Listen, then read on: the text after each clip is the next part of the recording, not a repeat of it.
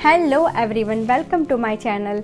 और आज का जो हमारा टॉपिक है वही यूएसए वीज़ा सीरीज़ कंटिन्यू करते हुए हम आज वीडियो बनाने वाले हैं बैलेंस के डॉक्यूमेंट्स किस तरीके से प्रिपेयर करने हैं उसके लिए।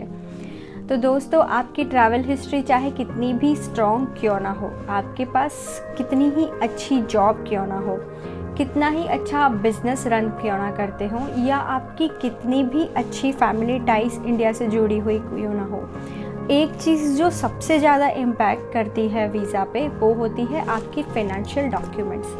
तो इस डॉक्यूमेंट्स को आपको कैसे प्रिपेयर करना है ये इस वीडियो में मैं आपको बताने वाली हूँ, क्योंकि ये बहुत ही ज़रूरी टॉपिक है और इसकी वजह से ही करीबन 80% ऑफ वीज़ास रिजेक्ट होते हैं। तो मैं नहीं चाहती कि लोगों के जो वीज़ा रिजेक्ट होते हैं वो गलतियां आप दोहराएं। तो उसके लिए आपको बहुत ही प्रॉपरली अपने डॉक्यूमेंट्स मेंटेन करने होंगे और अपने डॉक्यूमेंट्स बनाने होंगे। तो मैं आपको इस वीडियो में कुछ टिप्स देने वाली हूँ, कुछ सजेशंस देने वाली हूँ, वो आप ध्यान रख के अपने डॉक्यूमेंट्स उस तरीके से प्रिपेयर कर सकते हैं। तो सबसे पहली टिप्स है कि आप जो अपने डॉक्यूमेंट्स हैं फाइनेंशियल वाले वो 6 महीने पहले से प्रिपेयर करना शुरू करें, अगर आपको बैलेंस मेंटेन करना पड़े ऐसी कंडीशन है तो। अदरवाइज़ अगर आपके बैलेंस में एवरी मंथ हमेशा के लिए कुछ पैसे सफिशिएंट रहते हैं फिर तो कोई प्रॉब्लम नहीं है।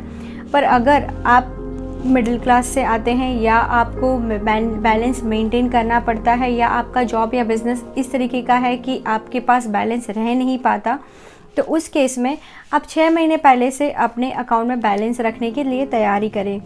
और उसके लिए आपको हर महीने कुछ फिक्स इनकम अपने अकाउंट में डालना होगा।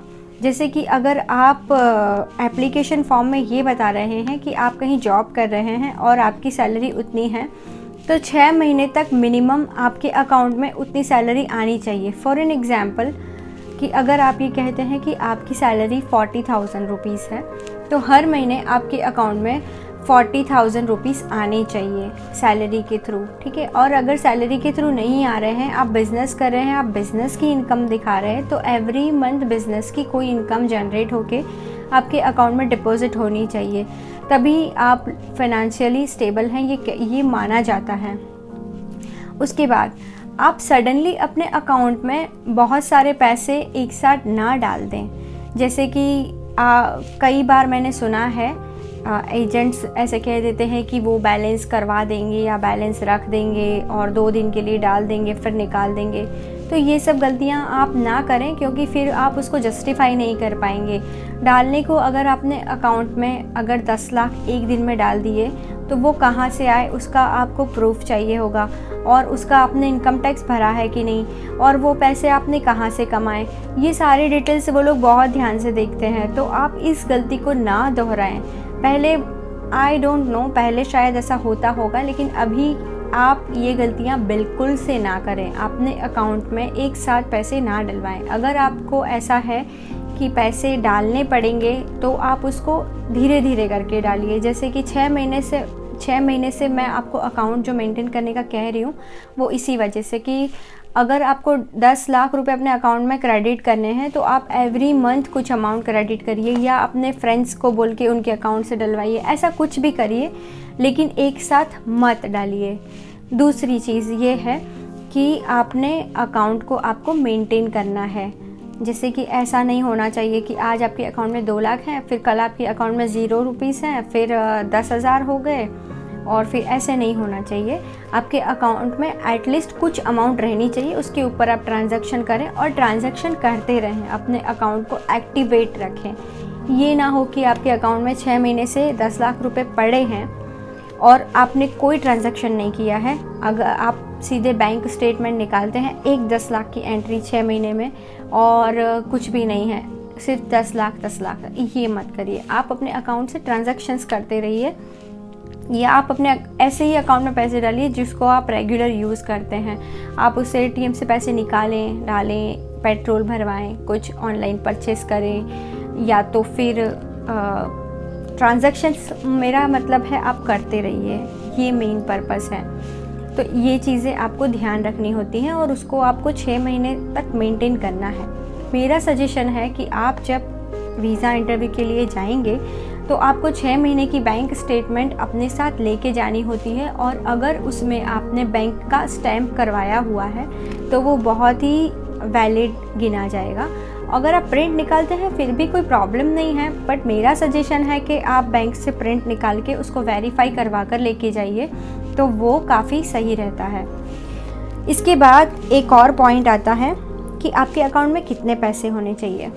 ये मुझसे बहुत सारे लोगों ने पूछा है, तो मैं आपको बताती हूँ। पैसे आपके अकाउंट में ऐसे काउंट करिए कि एक इंसान का फ़्लाइट का खर्चा, जाने और आने की फ़्लाइट फॉर एन एग्ज़ाम्पल होती है 70 से 80,000 के बीच में, ठीक है, 70 से 80,000 रुपये होती है। तो वो प्लस आप रहने का खर्चा गिन लीजिए। अगर आप 10 दिन के लिए जा रहे हैं तो एवरेज 5,000 रुपये के हिसाब से अपने अकाउंट में 50,000 रहने का खर्चा, प्लस वहाँ खाने का खर्चा, फ़्लाइट स्टे, फूड, ट्रांसपोर्टेशन भी एक बहुत बड़ा खर्चा होता है। जैसे कि आप एयरपोर्ट पे उतर गए, एयरपोर्ट से उतर के आपको जाना है अपनी होटल्स, फिर होटल से आप साइट सीइंग के लिए जाएंगे, वो सब वहाँ जो कम्यूट करने वाले हैं अंदर उसका खर्चा, वो सब मिला के आप एक इंसान का अंदाज़न 5 लाख रुपए गिन सकते हैं, ठीक है। तो उस हिसाब से आपको अपने अकाउंट में एक जन का एवरेज 5 लाख रुपए मेंटेन करना होता है। अगर आप 2 लोग जा रहे हैं तो आपको 10 लाख मेंटेन करने हैं। इस तरीके से आप काउंट करके अपने हिसाब से, और आपके साथ अगर मान लो 2 बच्चे हैं तो आप उनका भी 5 लाख गिन सकते हैं। बच्चों का हर जगह हाफ प्राइस होता है, फ़्लाइट्स में तो नहीं होता है, बट आप स्टे में उनको साथ रख सकते हैं। तो ये करके आप अंदाज़न उतने पैसे रख सकते हैं। तो ये आपको बैलेंस मेंटेन करना है जो अपनी ट्रिप है उसके लिए। फ्रेंड्स, 5 लाख आपका पूरा खर्चा नहीं होने वाला है। आपको अपने खर्चे से बहुत ज़्यादा अमाउंट मेंटेन करके रखनी होती है, क्योंकि वो लोग ये समझते हैं कि जितने पैसे आपके अकाउंट में हैं वो आप सारे तो वहाँ यूज़ नहीं करने वाले हैं, कुछ तो आप फ्यूचर के लिए भी रखेंगे।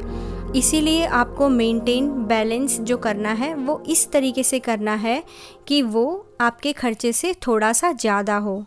ये मेरी एक्सपीरियंस और रिकमेंडेशन है, आप फिर भी चेक कर सकते हैं। अब नेक्स्ट आता है कि आपका जो बैलेंस है, जो इनकम आ रही है, वो आपके आईटी रिटर्न से मैच होना चाहिए। फ्रेंड्स, ये ना हो कि आप बैलेंस बता दें 10 लाख, ठीक है, और आपने आईटी रिटर्न भरा है अपने जो पूरे साल का, पिछले साल का, वो भरा है 20,000 सैलरी के हिसाब से, और अगर आपके अकाउंट में भी 10 लाख है तो वो कहीं मैच नहीं होता। आप इस तरीके से ना करें। अगर आप टैक्स बचाने के लिए कुछ ऐसा करते हैं कि कम सैलरी दिखाते हैं, उसका टैक्स कम बताते हैं और फिर अकाउंट में ज़्यादा पैसे बताते हैं, तो वो सही नहीं रहता। उस केस में आप अपने फैमिली की हेल्प ले सकते हैं। जो भी आपके फैमिली इनकम है उसको बता के आप अपना ट्रिप स्पॉन्सर कर रहे हैं, इस तरीके से आप कर सकते हैं। जैसे कि अगर आपके फादर आपको स्पॉन्सर कर सकते हैं तो आप उनके अकाउंट में बैलेंस मेंटेन करके आप उनसे एक लेटर ले सकते हैं कि ये आपको स्पॉन्सर कर रहे हैं। पर आप अगर कम आईटी रिटर्न भर रहे हैं और अपने अकाउंट में 10 लाख मेंटेन करते हैं तो ये थोड़ा वैलिड नहीं लगता है। तो आप इस चीज़ का ख्याल रखिएगा। फिर एक और बात आती है कि अगर आपको वहाँ से कोई स्पॉन्सर कर रहा है, यूएसए से, या आपके कोई फैमिली फ्रेंड्स जो हैं आपके पेमेंट करने को रेडी हैं, आपके खर्चों को बेयर करने के लिए रेडी हैं, तो आप उनसे एक लेटर मंगवा सकते हैं और उनकी फाइनेंशियल डॉक्यूमेंट्स फिर लगेंगी। जैसे कि अगर आपके डॉटर या सन वहाँ पे हैं, या आपके कोई फ्रेंड हैं, या आपके कोई भी जानने वाले जो वहाँ से आपको स्पॉन्सर कर सकते हैं, तो उनसे आपको एक लेटर लेना है। उस लेटर में वो लिखेंगे कि आप उनके साथ रहेंगे, आप उनके साथ खाने वाने का जो खर्चा है वो आपका देखेंगे, वो आपको घुमाने के लिए लेके जाएंगे और वो ही आपकी फ़्लाइट्स का भी एक्सपेंस देख रहे हैं। तो ये लेटर आपको उनसे लेना है। तो उस केस में आपको अपना बैलेंस बहुत कम मेंटेन करना पड़ेगा। पर ऐसा नहीं है कि आपको अपना बिल्कुल बैलेंस मेंटेन नहीं करना है। आप फिर भी कुछ अमाउंट अपने अकाउंट में रखिए, क्योंकि आप इतनी दूर जा रहे हैं, आप किसी के भरोसे ऐसे ही नहीं जा सकते। थोड़ा तो आपके पास होना चाहिए, है ना। तो ये आपको करना होगा। पर उस केस में बहुत ही कम नॉमिनल रख सकते हैं, जैसे कि 1 लाख 2 लाख, तो वो चलता है। उनका लेटर लगेगा लेकिन, और उसके बाद उनके भी फाइनेंशियल प्रूफ लगेंगे। कोई आपको स्पॉन्सर करने के लिए तो रेडी है, पर उसके पास भी उतने पैसे हैं कि नहीं, वो भी वो लोग चेक करेंगे। तो उस केस में आपको उनकी बैंक स्टेटमेंट मंगवानी है, वो कहाँ पे जॉब करते हैं उनका लेटर भी मंगवाना है। तो इस चीज़ से ये प्रूव हो जाएगा कि वो इतने सफिशिएंट हैं, वो इतने कैपेबल हैं कि आपको पूरी हेल्प कर सकें। तो इन चीज़ों का आपको ध्यान रखना है। तो ये जो भी मैंने आपको बताया उसको हम एक बार और अच्छे से देख लेते हैं, कंटिन्यू करते हैं। सारे पॉइंट्स हम फिर से रिकॉल करते हैं। सबसे पहला, हमें हमारे अकाउंट को 6 महीने एडवांस में मेंटेन करना शुरू करना होगा, जिसके लिए हमें कुछ स्टेप्स फॉलो करने हैं। सबसे पहला, हमें एवरी मंथ हमारे अकाउंट में कोई फ़िक्स इनकम क्रेडिट करनी होगी। अगर जॉब करते हैं तो सैलरी, और बिज़नेस करते हैं तो बिज़नेस की अमाउंट। उसके बाद हमें कोई भी बड़ा ट्रांजैक्शन हमारे अकाउंट में नहीं करना है, और अगर होता है तो उसका जस्टिफिकेशन हमारे पास होना चाहिए। इसके अलावा हमें हमारे अकाउंट को एक्टिव रखना है, हमेशा उससे ट्रांजैक्शंस करते रहना है। इसके बाद हमारे जो इनकम सोर्सेस हैं वो हमारे आईटी रिटर्न से मैच होने चाहिए, और हमें हमारे स्पॉन्सर्स के सारे डॉक्यूमेंट्स चाहिए होंगे इनकम प्रूफ वाले, जिसमें उनकी सोर्स ऑफ इनकम के प्रूफ हों, और हमारे अकाउंट में भी हमें कुछ थोड़ी सी अमाउंट मेंटेन करनी होगी अगर कोई हमें स्पॉन्सर कर रहा है फिर भी।